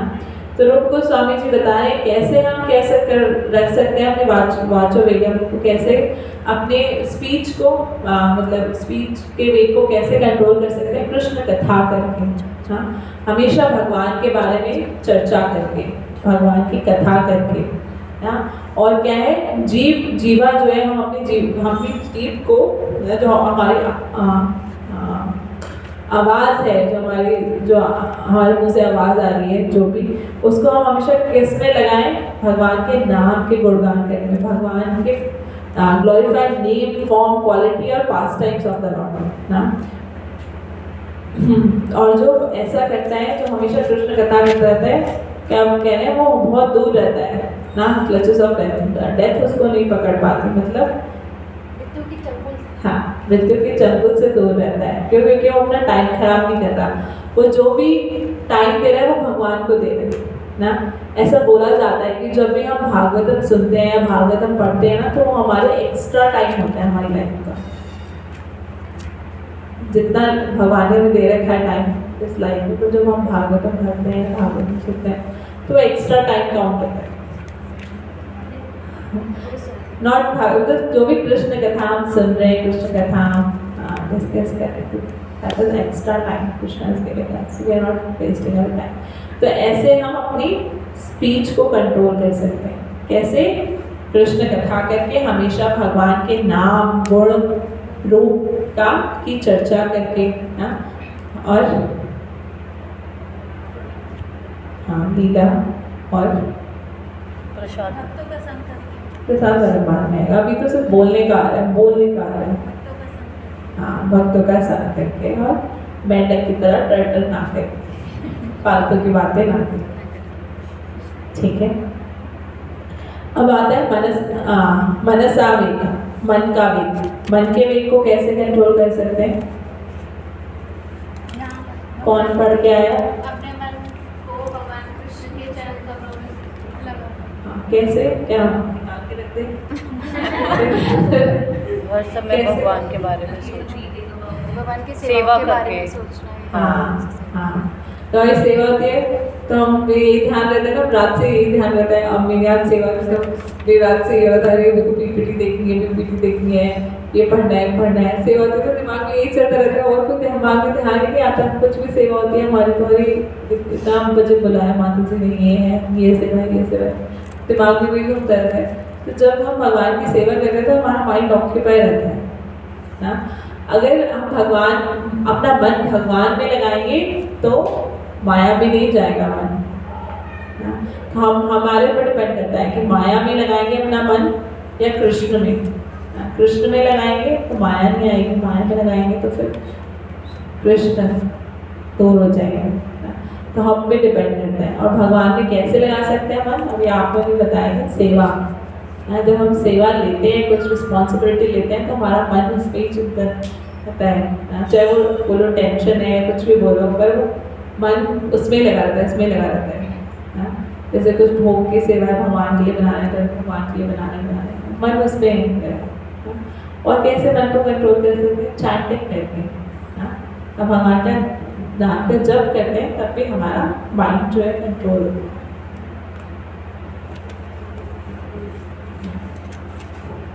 माइंड एजिटेट नहीं होता माया से। तो क्या प्रभुपाद इसमें बता रहे हैं कि कुछ जो मायावादी होते हैं, योगी लोग बोलते हैं कि अपने मतलब मन में कुछ थॉट मत आने दो। जैसे कुछ लोग बोलते हैं मेडिटेशन करो, आँख बंद करके बैठ जाओ ना कोई थॉट मत आने दो। क्या ऐसा हो सकता है कि हम अपने दिमाग को खाली रख सकते हैं? तो कह रहे हैं वैक्यूम ही नहीं रख सकते, मतलब माइंड को वैक्यूम नहीं रख सकते। माइंड तो क्या, अर्जुन ने भी बोल दिया था कि भगवान भी मन को कंट्रोल नहीं कर सकता, इतना चंचल है ना। तो अर्जुन जो भगवान के साथ में रहते हैं हमेशा ना, वो नहीं कंट्रोल कर पाए तो हम कौन है? तो खाली तो नहीं रख सकते मन में। तो थॉट्स की जो बोलते हैं, थॉट्स की जो स्पीड है तो लाइट और एयर की स्पीड से भी ज़्यादा होती है ना। इतने 1 मिनट में इतने 1000 थॉट आ जाते हैं ना दिमाग में, पता ही नहीं चलेगा। कभी कुछ थॉट आएगा आएगा। हम बैठे हैं यहाँ पे पर मन हमारा कहाँ होता है हमें खुद नहीं पता होता ना। कुछ चल रहा है, ये हो रहा है ना माइंड में ना। तो बहुत कठिन है मन को कंट्रोल करना ना। हम भगवान की सेवा में रहेंगे ना, भक्तों के संग में रहेंगे तो हम माइंड को कंट्रोल कर पाएंगे ना। हाँ, तो प्रभुपाद कह रहे हैं always think of Krishna, how to serve Krishna, that's how we can control our mind. हमेशा भगवान के बारे में सोचना, कैसे हम भगवान की सेवा कर सकते हैं, और मैं क्या कर सकती हूँ, और क्या कर सकती हूँ, और क्या भगवान की सेवा कर सकती हूँ। ये सोचते रहेंगे तो हमारा मन क्या है, फिर माया की तरफ नहीं जाएगा, कृष्ण की तरफ जाएगा। तीसरा आता है क्रोध वेग। क्या यहाँ पे कोई है जिसको क्रोध वेग है?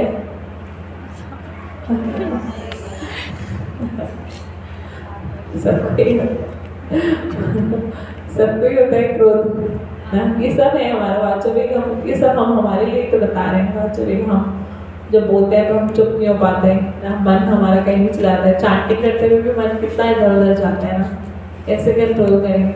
भगवान के कुछ फोटो लेके बैठे, भगवान के बारे में सोचें, फोटो लेके बैठे भगवान का दर्शन करते हुए चैंटिंग करें और सुने ना। ये किसी ने क्वेश्चन नहीं पूछा, अभी अगर क्वेश्चन बाद में पूछ सकते हैं पर बीच में पूछ सकते हैं ना। चैंटिंग करते हैं माइंड कंट्रोल के लिए, पर चैंटिंग में तो माइंड नहीं लगता, मन नहीं लगता। क्यों? क्योंकि हम सुन नहीं रहे होते। अभी किस माता जी से पूछ रहे थे, इनसे ही पूछ रहे थे शायद, क्या चैंटिंग करते हो? अच्छा, इतना माला करते हो, सुनते हो? अगर हम एक एक शब्द सुनेंगे जो हम जप कर रहे हैं तो हमारा मन कहीं भागेगा ही नहीं। तो हम सुन रहे हैं क्योंकि भगवान और भगवान के नाम में कोई फर्क नहीं है। जब हम भगवान का नाम सुनेंगे तो भगवान नहीं है हमारे साथ, तो हमारा मन क्यों भागेगा इधर-उधर ना। तो हम सुनते रहे, जो हम चैंट कर रहे हैं ना, हम अच्छे से सुने तो भी हम चैंटिंग कर रहे हैं। और अगर और फिर भी ऐसे इधर उधर मन कुछ आ रहा है तो हम एटलीस्ट डीजेस के सामने बैठ के चैंटिंग करें भगवान। मतलब ऐसा नहीं, मतलब जनरली जैसे हम बेड पे बैठ के करते हैं या कहीं पे भी बैठ के कर लिया, ऑल्टर के सामने, डीटीज के सामने, डीटीज नहीं है घर में तो फ्लैमिनेशन के सामने बैठ के चैंटिंग करें ना, तो मन हमारा वहीं जाएगा।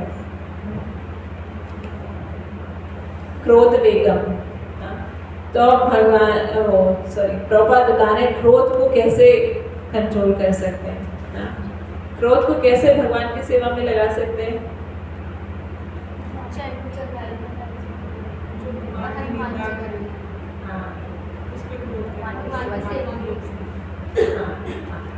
जो भगवान के भक्तों और भगवान की निंदा करे उस पे हम अपना क्रोध यूज कर सकते हैं, अदरवाइज हम क्रोध यूज नहीं कर सकते।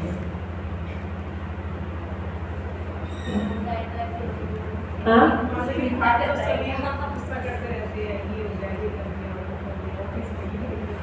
तो पर हमें कोई कुछ बोल रहा है तो हमें अपने लिए क्रोध का यूज नहीं करना, ये बता रहे हैं। हमें अपने लिए नहीं करना। अगर कोई भगवान या भगवान के भक्तों के बारे में कुछ बोल रहा है तो हम यूज कर सकते हैं क्रोध। एक तो हमें कंट्रोल करना है। हाँ जी, नहीं होता कंट्रोल। एक तो हमें टॉलरेट करना है अगर हमें भक्ति करनी है आगे। ये तो नहीं होता।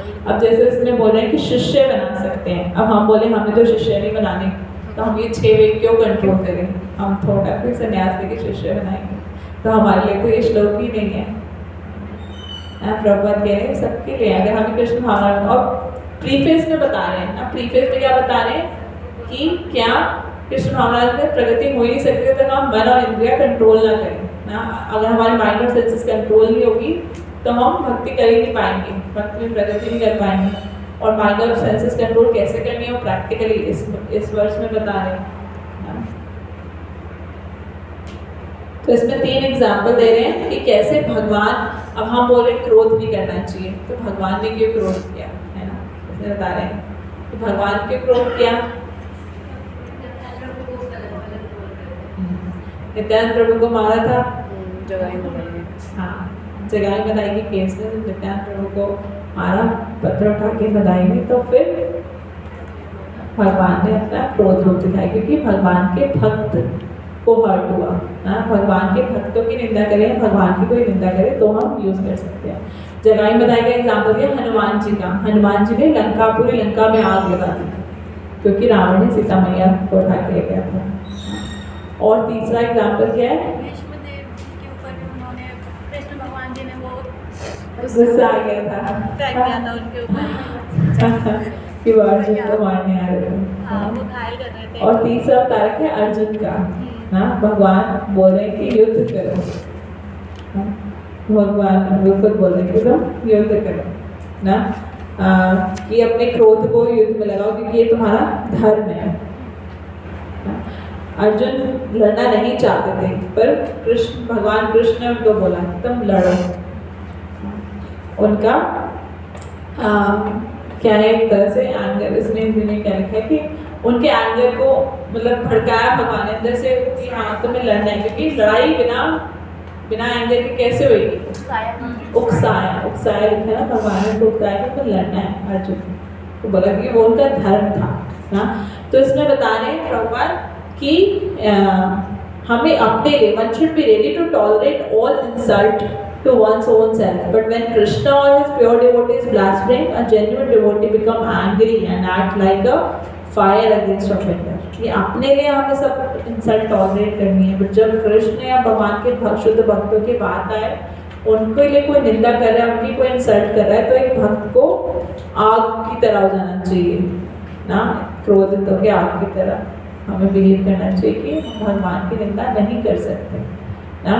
तो क्या होता है, जब हम मिलते हैं अपने फ्रेंड से, कुछ बात हो रही होती है तो हम बात करते करते भक्तों की निंदा शुरू कर देते हैं ना आपस में ना, अरे नहीं वो मान लीजिए ऐसे ऐसे, तो हमें तुरंत उस पर रोकना चाहिए सामने वाले व्यक्ति को, अगर रुक जाए ठीक है, तो आप वहाँ से चले जाए कि नहीं, भक्तों की निंदा नहीं करनी। अगले श्लोक में बताएंगे, रुको समझे, अगर हम भक्तों की निंदा करते हैं हर भक्ति का नाश हो जाता है। और यहाँ पे बताइए प्रॉपर कि हमें नहीं, भक्तों की निंदा सुननी नहीं है, उसके लिए क्रोध करना है, और हम कर रहे हैं तो क्या है, फिर हमारा क्या लेना है ना। आगे आता है जीवा का वेग। जीवा के वेग को हम कैसे कंट्रोल कर सकते हैं, प्रसाद पानी, ना सिर्फ प्रसाद। प्रसाद मतलब क्या होता है, भगवान को भोग लगा के क्या खा सकते हैं, समोसा, कुछ भी, मतलब बाहर का है क्या, हाँ पिज्जा बर्गर बाहर से मंगा सकते हैं, घर में जो बना है वो और अगर कुछ खा भी रहे तो डिवोटी के ही हाथ का खाए। प्रसाद मतलब cooked bye devotee and offered by devotee, और सिर्फ डिवोटी ठीक है, मतलब डिवोटी तो है but with love and devotion. भगवान क्या कहते हैं, पत्रम पुष्पम फलम तोयम यो में भक्त्या पृच्छति, कि कौन किससे मैं लूंगा, तद हम भक्ति उपरतम अस्नामि प्रियतात्मना, कि किससे मैं एक्सेप्ट करूंगा, अस्नामि मतलब एक्सेप्ट कर लूंगा, अगर प्रेम और भक्ति से मुझे ऑफर करेगा कोई ना। तो उस भोग जो हम लगाएंगे उसमें प्रेम भी होना चाहिए ना, ठीक है। भक्त ने बनाया, भक्त ने ऑफर करा, तो प्रेम से बनना चाहिए, ऐसे तो भारतीय चीज़ें नहीं खाते, पता नहीं क्या कॉन्शियस है। हमारा प्रेम बहुत इम्पोर्टेंट है जब हम भगवान को भोग लगा रहे हैं, बना रहे हैं। ये कि सिर्फ ऐसे ही कभी कभी हम खाना बनाते गुस्से में, अरे मुझे खाना बनाने को बोल दिया, आप इतने गुस्से में बनाओगे तो हम भगवान कैसे खाएंगे। हमें खुश होना चाहिए, अरे मुझे सेवा मिल गई आज भगवान को भोग लगाने ना, मेरे हाथ से भगवान को खाना, इसलिए तो भगवान मुझसे बनवा रहे हैं। हाँ गुस्सा आते हैं, अरे मैं फिर आज मैं बनाऊँ, फिर मैं बनाऊँ, शादी के बाद तीनों टाइम मैं ही बनाऊँ। तो वो जो गुस्सा है तो इतने गुस्से के साथ खाना अच्छा नहीं बनेगा और फिर वो भगवान कैसे खाएंगे? अच्छे भी है और फिर हमारी कॉन्शियस उसमें जाती है, जिस कॉन्शियस से हम खाना बनाते हैं वो कॉन्शियस उसमें जाती है। क्या कह रहे हैं प्रभुपाद बताते हैं कैसे हम कैसे बाय ईटिंग ओनली प्रसाद। तो एक भक्त का एटीट्यूड क्या होता है कि वो तभी he will eat only when Krishna gives प्रसाद ना। और जब भगवान प्रसाद देंगे तभी खाएंगे। तो कुछ बहुत मैंने कुछ डिवोटीज का सुना है ना कि वो प्रसाद ही पाते हैं। कभी कभी ट्रैवलिंग कर रहे हैं वो कुछ नहीं बाहर का खाएंगे, जो कुछ भी हो जाए बाहर का खाएंगे, कुछ नहीं मिला तो ऐसे चमत्कार होता है कि भगवान किसी के थ्रू प्रसाद भेज देते हैं। कभी कोई मिल जाता है ऐसे कि हाँ प्रसाद मिल जाता है ना। तो क्यों हमारा क्या है, हम डिटरमाइंड है, हम एकदम डिटरमाइंड है कि हम प्रसाद ही खाएंगे। तो भगवान भी देख रहे हैं हमारा दृढ़ निश्चय ना, भगवान भी अरेंजमेंट कर देते हैं। इसकी स्टोरी भी आई है। हाँ, एयरप्लेन वाली नहीं, बनारस की थी कि जो इस्कॉन के डिवोटीज थे, ब्रह्मचारी जो थे, तो वो बनारस में गए थे। प्रसाद का तो कुछ अरेंजमेंट नहीं था और वो प्रचार कर रहे थे और एक जगह रहना था उनको और रुकना भी था। तो एक जो न्यू डिवोटीज थे उन्होंने ब्रह्मचारी से बोला कि प्रसाद का कुछ अरेंजमेंट तो है नहीं, कुकिंग वगैरह कैसे करेंगे। तो उन्होंने तसल्ली, भूख तो सभी को लगी थी, सुबह से रात हो गई प्रचार करते हुए, खाने का अरेंजमेंट में नहीं था। तो ब्रह्मचारी इसको बोला कि प्रसाद का क्या करें, भूख तो सबको लगी है। तो प्रभु जी बोले कि भगवान जी देख लेंगे, उनको भी लगी थी बट वो करे तो करे क्या। वो बोले कि बनारस में ना कोई भूखा नहीं रहता, यहाँ की एक आशीर्वाद है, पता नहीं सीता माता का समथिंग बस था। तो उन्होंने बोला कि यहाँ का आशीर्वाद है कि यहाँ पर कोई भूखा नहीं रहेगा, प्रसाद मिल जाएगा। उन्होंने बोला और सब सोने के लिए चले गए। और रात को दरवाज़ा किसी खटखटाया लेडीज़ ने, वो उन्होंने बोला कि हमारे यहाँ सत्यनारायण भगवान जी की पूजा हुई थी और ये प्रसाद है, आप सब पा लें। और सबको प्रसाद भर पेट मिला और सब ने भर पेट प्रसाद पाया। ऐसा होता है माता जी, भगवान देख रहे होते हैं हमें ना, भगवान टेस्ट कर रहे होते हैं ना, भगवान टेस्ट कर रहे होते हैं कि कितने पक्के भक्त हैं हम अभी। और फिर उन्होंने ना सॉरी बोला, जो न्यू डिवोटीज थे उन्होंने उनको सॉरी बोला था। हाँ जी हाँ जी।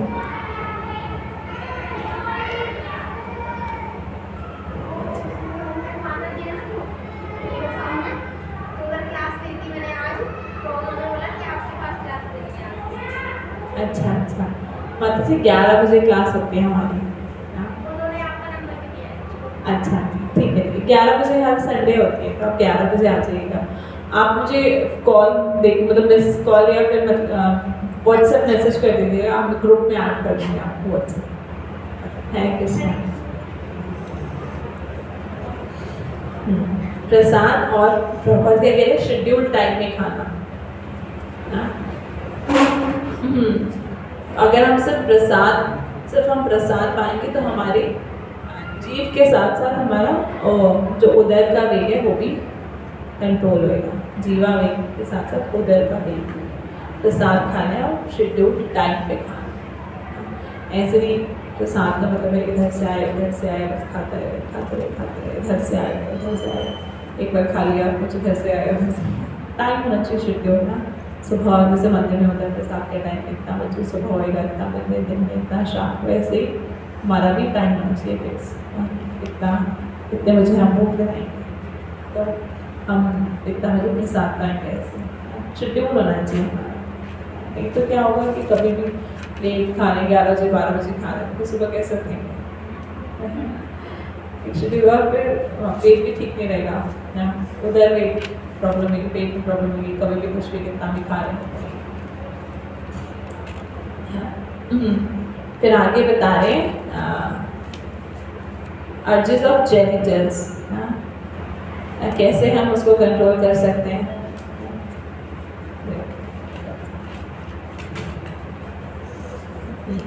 जनेंद्रियों का वेग कैसे हम उसको कंट्रोल कर सकते हैं। जनेंद्रियों के वेग को का उपयोग कृष्ण भावना भावित संतान उत्पन्न करने के लिए ही किया जाना चाहिए, अन्यथा उनका प्रयोग ना किया जाए। कृष्ण भावनामृत आंदोलन में विवाह को इसलिए प्रोत्साहन नहीं दिया जाता कि कामेंद्रियों की तृप्ति हो, अपितु कृष्ण भावना भावित संतान उत्पन्न करने के लिए दिया जाता है। या जो कि बच्चे थोड़े बड़े हो जाते हैं उन्हें लास्ट एक्सेस गुरुकुल में भेज दिया जाता है, पूर्णतः कृष्ण भावना भावित भक्त बनने के लिए प्रशिक्षित किया जाता है। क्या? क्योंकि कृष्ण भावना भावित बच्चों की आवश्यकता है, इसीलिए ही हम हमें जो अपने जेनिटल्स का यूज़ करें हम सिर्फ इसीलिए ही करें। तो क्यों प्रभुपाद बोले कि शादी को इनकरेज करा जाता है। कृष्ण प्रभुपाद क्या कहते हैं? All womens should get married, और बोलते हैं all men should become brahmachari. How can it possible? कैसे पॉसिबल हो सकता है? सब ब्रह्मचारी रहे, पुरुष और माताएं शादी करें, पॉसिबल नहीं है। तो इस मतलब कि प्रभु ब्रह्मचारी रह सकते हैं, माता को शादी करनी चाहिए। शादी क्यों करनी चाहिए? ताकि हम जो है कृष्णा कॉन्शियस चिल्ड्रन पैदा कर सकें, आगे जनरेशन कृष्णा कॉन्शियस हो। और जो हम हमारी जनेंद्रियाँ हैं उनका यूज़ हम इसीलिए करें, मतलब विवाहित जीवन का विवाह कर लिया तो उसका मतलब ये नहीं कि हम कुछ भी करें, कैसे भी करें, उसका जनेंद्रिय का यूज़ हम सिर्फ कृष्णा कॉन्शियस चिल्ड्रन के लिए ही करें, सिर्फ अपना भोग के लिए, इंद्रिया भोग के लिए नहीं करना, हमें अपने इंद्रिय भोग के लिए। इस तरह हम उपस्थ वेग को कंट्रोल कर सकते हैं।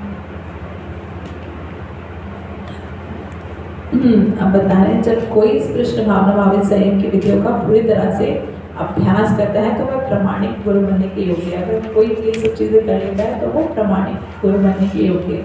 तो ये तो था प्रभुपाद ने जो कमेंट्री थी 6 वेगों के ऊपर, ठीक है। अब आगे भक्ति सरस्वती ठाकुर जो है वो अनुवृत्ति कमेंट्री में भी बता रहे हैं ना, उन्होंने भी 6 वेगों को 3 पार्ट्स में डिवाइड करें ना, urges of speech, urges of mind और urges of body. 3 urges to speak, urges of mind and urges of body. तो बॉडी में ही उनकी इस कैटेगरी में, बॉडी वाली कैटेगरी में हमारे जीवा उधर उपस्थिति आ जाते हैं, ठीक है। स्पीच की कैटेगरी में वाच्य होगा और अर्जेस ऑफ माइंड में माइंड और कंट्रोल, एंगर दोनों आता है। माइंड और एंगर इंटररिलेटेड है। जब हमारा माइंड परेशान होता है तभी हमें एंगर आता है, हम फ्रस्ट्रेटेड होते हैं। और तीसरा बॉडी की कैटेगरी में क्या अर्जेस ऑफ बॉडी में क्या आ रहा है? टंग, स्टमक एंड जेनिटल्स बताने तीनों सेम लाइन में रहते हैं। जब हम कहीं बाहर का बना हुआ खाना खा लेते हैं या नॉन डिवोटीज के हाथ का ना, तब तुरंत जो लोग नहीं खाते ना बाहर का, जो बाहर का एक खा लेते हैं नॉन डिवोटीज तो तुरंत तरस हो जाता है खुद को, कॉन्शियसनेस खराब हो जाती है। किस कॉन्शियस से वो खाना बनाना। एक माता जी बता रही थी कि एक बार उन्होंने ऐसे खा लिया, ऐसे सपने आ रहे हैं उनको, अजीब से लस्टे डिज़ायर्स वाले सपने आ रहे हैं, कुछ आ रहे हैं, क्योंकि किसी का ऐसे हाथ का खाना बनावा खा लिया ना, पता नहीं उस व्यक्ति की क्या कॉन्शियस थी। तो ये तीनों इंटर रिलेटेड है। जो हम मतलब प्रसाद नहीं खाएंगे, कुछ खाएंगे तो पेट पे भी इफेक्ट होएगा, कुछ ना कुछ बाहर का खाएंगे ना, बाहर में डिज़ायर्स पे भी इफेक्ट होएगा उससे। तो ये भक्तिधाम सरस्वती ठाकुर प्रभुपाद आगे बताते हैं अपनी अनुवृत्ति कमेंट्री में। तो वो पहले वाच्य वेगम का बताते हैं कि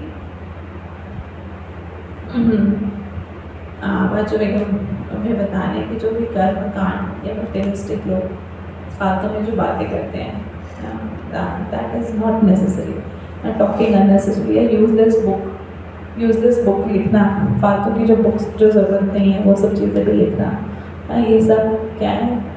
दिस इज़ यूजलेस। हमें वो ना बुक्स पढ़नी चाहिए ना मायावादी को सुनना चाहिए।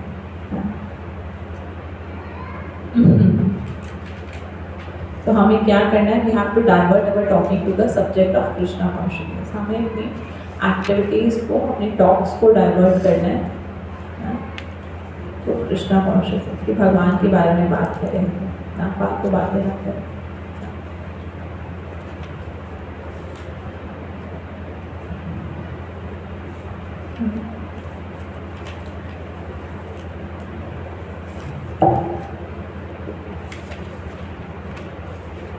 बताने में श्रीमद् रस में निष्कर्ष यह निकलता है कि जब हम केवल पूर्ण पुरुषोत्तम परमेश्वर की भक्ति में सेवा के विषय में बात करते हैं, तभी हम व्यर्थ की मूर्खतापूर्ण बातों से अलग रहते हैं। हमें चाहिए कि कृष्ण भावनामृत की अनुभूति प्राप्त करने के उद्देश्य से ही अपनी वाग शक्ति का प्रयोग करें।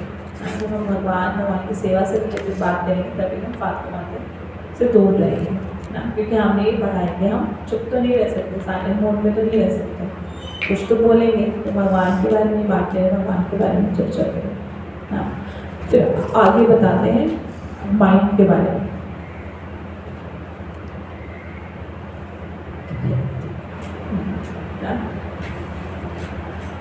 जो मन है, मन को दो भागों में बांटा, माइंड को दो भागों में बांटा तो बता रहे हैं ना, अविरोधा प्रीति और विरोधा, विरोध युक्त क्रोध। अविरोधा प्रीति और विरोध युक्त क्रोध। अविरोधा प्रीति मतलब अनरिस्ट्रिक्टेड अटैचमेंट, और विरोधा युक्त प्रीति मतलब जो हमें, जब हम फ्रस्ट्रेट होते हैं उससे हमें गुस्सा आता है। तो अगर हम मायावादी इसके साथ रहते हैं या कर्मवादी इसके साथ रहते हैं ना, तो हमें फालतू की अटैचमेंट हो जाती है, अनरिस्ट्रिक्टेड अटैचमेंट, फालतू की अटैचमेंट होती है। और फिर जब हमें वो फुलफिल नहीं होती है वो अटैचमेंट, तो हमें क्रोध आता है ना। माइंड तो हमारा इधर उधर डाइवर्ट होता ही है, और उससे हमें क्रोध भी आता है। तो हमें अटैचमेंट मतलब कि हम जब मायावादी या कर्मकांडी के साथ में रहते हैं तो कि इतना बड़ा घर होना चाहिए हमारा, इतनी बड़ी गाड़ी होनी चाहिए हमारी, फालतू की चीज़ों के बारे में हम डिस्कशंस करते हैं, तो उससे अटैचमेंट आती है और उससे हमें क्रोध आता है। और दूसरा जो है विरोध युक्त क्रोध ना, फ्रस्ट्रेशन से ज्ञानी, कर्मीज और मेटेरियलिस्टिक प्लान मेकर्स ना, जो बहुत बड़े बड़े लोग हमें बहुत बातें करते हैं, इसमें प्रभाव और इंक्लूड करते हैं पॉलिटिशियंस और इन सब चीज़ों को, कि बहुत सारे लोग बहुत बड़े बड़े प्लान्स बनाते हैं, बहुत बड़े बड़े बातें करते हैं, ऐसा हो जाएगा, ऐसा हो जाएगा। ऐसा जब नहीं होता तो हमें क्या फ्रस्ट्रेशन आती है, देन वी गेट फ्रस्ट्रेटेड क्योंकि हमारे प्लान्स फुलफिल नहीं होते, और फिर उससे हमें एंगर आता है। फ्रस्ट्रेशन और मटेरियल डिजायर्स प्रोड्यूस एंगर। तो जब तक हम भौतिक इच्छाएं हमारे अंदर रहेंगी ना, क्योंकि भौतिक इच्छाएं ऐसी हैं या जो भी हम अपना सेंसेस इंजॉय करना चाहते हैं, ये ऐसी चीज़ें जो कभी ख़त्म नहीं होती। हम तो आज अपने इंद्रियों की तृप्ति करेंगे तो हमें और चाहिए, और चाहिए, और चाहिए, कल और चाहिए, कल और चाहिए, कल और चाहिए। आज मन कर रहा है कि मूवी देख लेंगे, देखिए आज चलो ठीक है, तो फिर और 2 दिन बाद फिर मन करेगा देखते। ऐसा तो नहीं है कि एक बार करके हमें हो जाता है कि अब सेटिस्फाई हो गए, अब ख़त्म हो जाएगी, अब वो डिज़ायर नहीं आएगी। भौतिक इच्छाएं जितना हम करते रहेंगे उतना ज़्यादा हमारे मन में आती रहती हैं, और हमें मन करता है और करें, और करें, और करें। और फिर जब हम नहीं कर पाते हमें फ्रस्ट्रेशन होता है। तो जब तक भौतिक इच्छाएं रहेंगी तो फ्रस्ट्रेशन तो नहीं रहेगा। तो हमें देखना है कि कैसे हम डाइवर्ट करें। ऐसा नहीं कि हमें कुछ देखने का मन कर रहा है मूवी, तो क्या देख सकते हैं हम? स्पिरिचुअल मूवी देख सकते हैं, है ना, भगवान मूवी देख सकते हैं, और रामायण देख सकते हैं, कुछ ऐसे कोई ऐसे मूवी देख सकते हैं। तो we have to divert.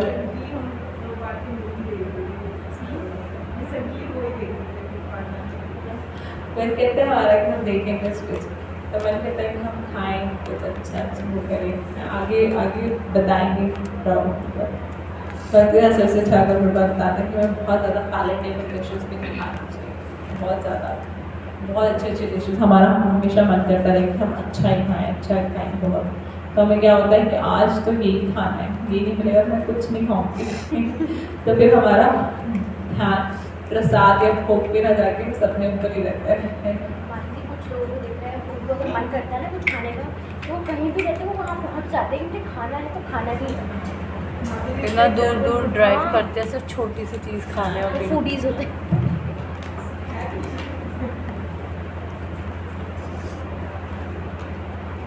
Activity थी हमारी, वो नहीं हो पाई थी। जिसमें से अभी हम देखते हैं करेंगे, समानुवृत्ति वाला पार्ट कंप्लीट कर पाए। थोड़ा सा रिकैप करके, तो हमने सबसे पहले NOI फर्स्ट वर्ड्स का एनालॉजीज पढ़ा। एनालॉजीज क्या है? Elephant, bath, thief and police. दिख रहा है?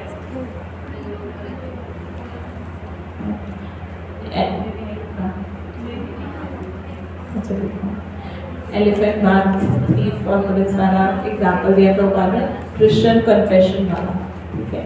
और रियल अटोनमेंट क्या बताया कि रियल अटोनमेंट क्या है? अवेकनिंग कृष्णा कॉन्शियसनेस और training according to regulatory principles के हम जो हमारे रूल्स एंड रेगुलेशंस है उसको हम फॉलो करें और उसको अप्लाई करें। डूज एंड नोट्स को क्या क्या डू एंड नोट्स फॉलो कर सकते हैं? डूज मतलब प्रैक्टिस भक्त के under guidance of guru, the association of devotee, and don'ts मतलब जो हमारे 4 नियम हैं, जो no meat eating, no gambling, no intoxication, no illicit. ऐसे करके हम प्रैक्टिस कर सकते हैं।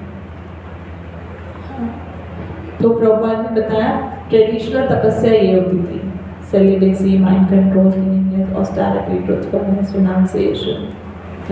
अभी रूप गोस्वामी जी ने जो तपस्या का मार्ग हमें दिया है, क्या तपस्या का मार्ग दिया है? कृष्ण भावनामृत को फॉलो करके। अभी हम इतनी ज़्यादा तपस्या नहीं कर सकते, योगासन या वैराग्य एकदम हम करें, वैराग्य बन जाए, ब्रह्मचार्य आश्रम पालन। तो हमें क्या रास्ता दिया है? ये पंचरात्रिक तपस्या रूप गोस्वामी जी ने की कि भक्ति करनी है गुरु और वैष्णवों की गाइडेंस में। डू एंड डोंट्स दिए। डू क्या है? भक्ति करनी है, डोंट्स मतलब 4 नियम पालन करने हैं।